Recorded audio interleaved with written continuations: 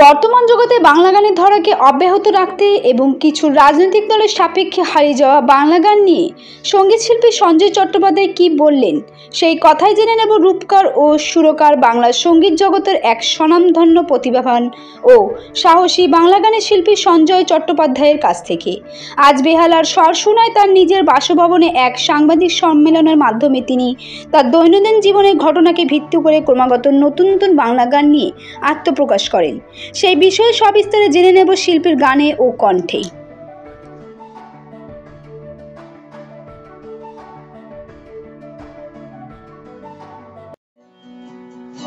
ইতিহাস আমরা দুজন, ভালোবাসা হবে চিরদিন, লিখে যাব সব প্রেমেরই খাতায়, ভালোবাসা হবে যেরকম। জীবন মানে কান্না হাসি, কত না হয়েছ, জীবন মানে কান্না হাসি, কত না হয়েছ, প্রিয় মানুষ অনেক তোমার মনের মানুষ, প্রিয় মানুষ অনেক তোমার মনের মানুষ। সেটা হচ্ছে যে প্রথমে বলি যে জীবনমুখী বলে ওরকম ভাবে তকমা দিয়ে কোনো গান হয় না, কারণ সব গানই যা তৈরি হয় সবই জীবন ঘিরে হয়। জীবনের ভালো মন্দ, সুখ দুঃখ, প্রেম ভালোবাসা ঘৃণা সবকিছুর থেকেই গানের জন্ম নেয়। সেই জন্য সেটাকে আলাদা করে জীবনমুখী বলে তকমা দেওয়ার কোনো প্রয়োজন পড়ে না। তবে হ্যাঁ, গান তো জীবন নিয়েই তৈরি হয়, জীবনের সবকিছু নিয়েই গান হয়। আর সেখান থেকে দেখতে গেলে যে গানের জীবনের শুধুমাত্র ভালো সময়গুলো বা সেই প্রেম ভালোবাসার সময় দিয়ে তো শুধু গান হয় না। যেমন মানে আজকে প্রত্যেকটা দিন সকালবেলা হলে আমরা প্রত্যেকেই আমাদের নিজের নিজের জীবনের সাপেক্ষে লড়াই শুরু করে দিই। তো সেই লড়াইগুলো জীবনের গানের মধ্যে প্রতিফলিত হওয়া যেতে পারে। সেই জন্য সেই ধরনের সব রকম বিষয় নিয়ে গান হতে পারে। আমি চেষ্টা করি আমার গান লেখা, সুর করা এবং গাওয়ার মধ্যে দিয়ে সেইগুলোকে মানুষের লড়াই, মানুষের দুঃখ দুর্দশা, প্রেম ভালোবাসা, আনন্দ সবগুলোকে ফুটিয়ে তোলার চেষ্টা করি। যার জন্য আমার সব ধরনের গানই লেখার রয়েছে এবং সেগুলোই করার চেষ্টা করি, মানুষের পাশে থাকার চেষ্টা করি। আসলে গান আমার অনেক, প্রচুর গান, প্রায় 200টা, নয় নয় করে 200টা কি তার বেশিই হবে হয়তো, ওরকম ভাবে তো গুনি না। তবে হ্যাঁ, সব গান তো একসঙ্গে স্টুডিওতে গিয়ে রেকর্ড করা সম্ভব হয় না। বেশ কিছু গান রেকর্ড করা, বেশিরভাগ গানই, তার থেকে বেশিরভাগ গানই রেকর্ড করা নেই। হয়তো কোনো ওই আপনাদের মতন মিডিয়ার কাছে বা কোনো কিছু, বা যে ছবির গানগুলো হয় সেগুলো হয়তো করি, প্রকাশ হয় না, এরকম হয়। তবে 200টার বেশি প্রায় গান আজকের দিনে দাঁড়িয়ে করে ফেলেছি এবং সেগুলো বিভিন্ন স্টেজ শো বা হল শো যেগুলো হয় সেখানে কিছু কিছু রেকর্ডেড গানও গাইতে হয়, কিছু কিছু রেকর্ড হয়নি এরকম গানও পরিবেশন করি।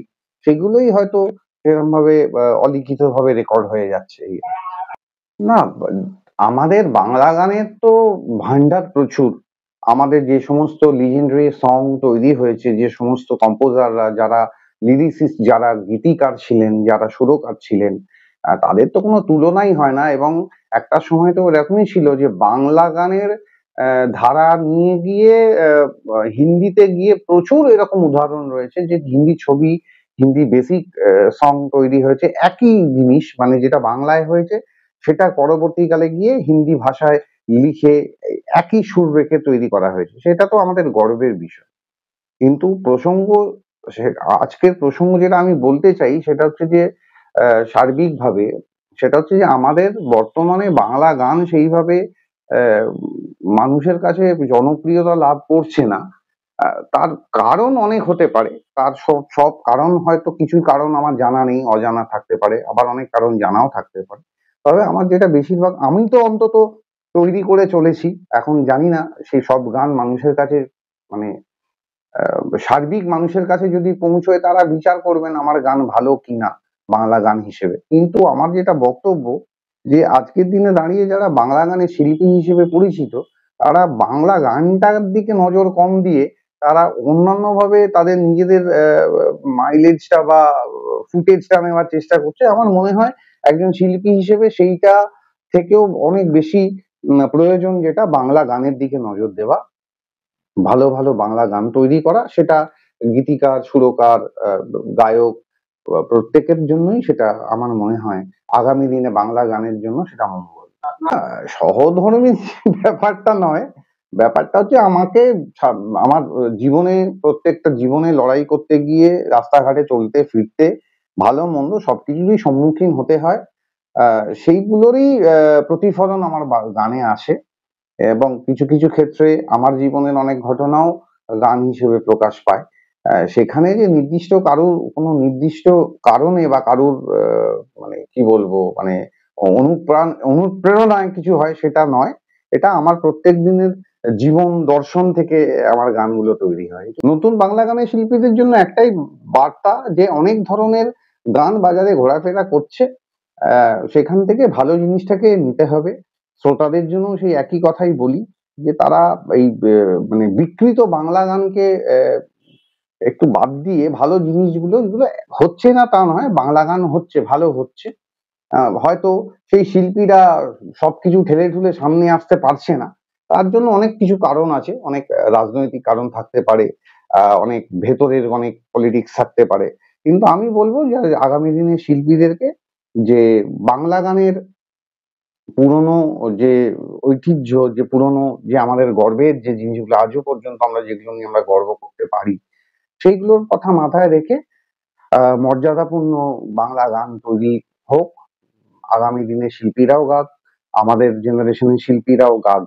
এই ধরনের বাংলা গানকে সমৃদ্ধ করা আমাদের শিল্পীদের কর্তব্য এবং দায়িত্ব বলে আমার মনে হয়।